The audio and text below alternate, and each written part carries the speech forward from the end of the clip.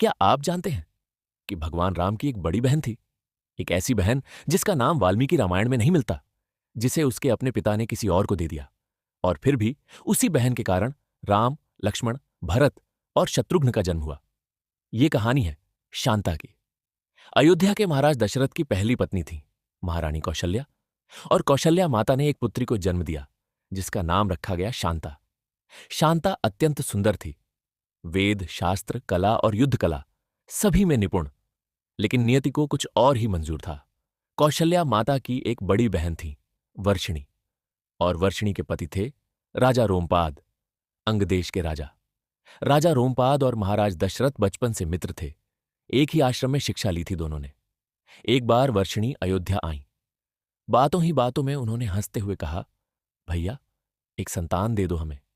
और दशरथ एक सच्चे मित्र की तरह अपने वचन से बंध गए। उन्होंने शांता को रोमपाद और वर्षिणी को सौंप दिया। शांता अयोध्या की राजकुमारी से बन गई अंगदेश की राजकुमारी। समय बीता, शांता बड़ी हुई, और अंगदेश में एक दिन एक घटना घटी जिसने पूरे राज्य की नियति बदल दी। राजा रोमपाद अपनी पुत्री शांता के साथ वार्तालाप में मग्न थे। तभी एक ब्राह्मण आए वर्षा ऋतु में खेती के लिए सहायता मांगने, लेकिन राजा का ध्यान नहीं गया। ब्राह्मण उपेक्षित महसूस कर चले गए। ये ब्राह्मण देवराज इंद्र के भक्त थे। इंद्रदेव को यह अपमान सहन नहीं हुआ और उन्होंने अंगदेश को श्राप दे दिया, अब इस राज्य में वर्षा नहीं होगी। अकाल पड़ा, प्रजा तड़पने लगी, अन्न नहीं, जल नहीं। राजा रोमपाद व्याकुल हो उठे। तब अर्षियों ने मार्ग बताया। केवल अर्षि ऋष्यशृंग ही इस संकट का निवारण कर सकते हैं। ऋष्यशृंग ऋष्य विभांडक के पुत्र, जंगल में पले बढ़े, जीवन में कभी किसी स्त्री को नहीं देखा था। उनकी तपस्या और पवित्रता अतुलनीय थी। राजा रोमपाद ने उन्हें अंगदेश बुलाया, और जैसे ही ऋष्यशृंग अंगदेश की धरती पर आए, आकाश में बादल घिर आए और मूसलाधार वर्षा हुई। प्रजा ने जयकारे लगाए। राजा रोमपाद का हृदय कृतज्ञता से भर गया। उन्होंने ऋष्यशृंग का सम्मान करते हुए अपनी पुत्री शांता का विवाह उनसे कर दिया। अब वापस आते हैं अयोध्या। महाराज दशरथ के 3 रानियां थीं, लेकिन कोई संतान नहीं। राज्य में उत्तराधिकारी नहीं था। दशरथ का मन व्यथित था। तब मंत्री सुमंत्र ने एक बात कही, महाराज, आपके दामाद ऋष्यशृंग हैं। यदि वे पुत्र का मेष्ट यज्ञ करें तो आपको अवश्य संतान प्राप्त होगी।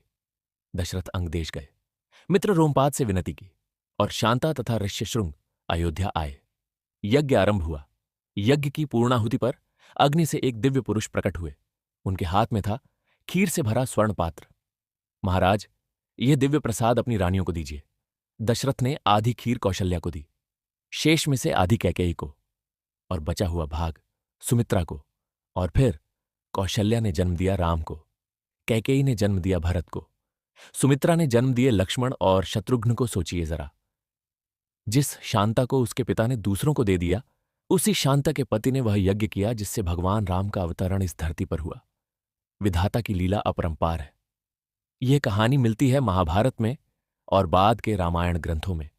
हर कथा अपने युग का दर्पण होती है, और हर पात्र की भूमिका, चाहे वो कितनी भी अनकही हो, ईश्वर की योजना का हिस्सा होती है। जय श्री राम।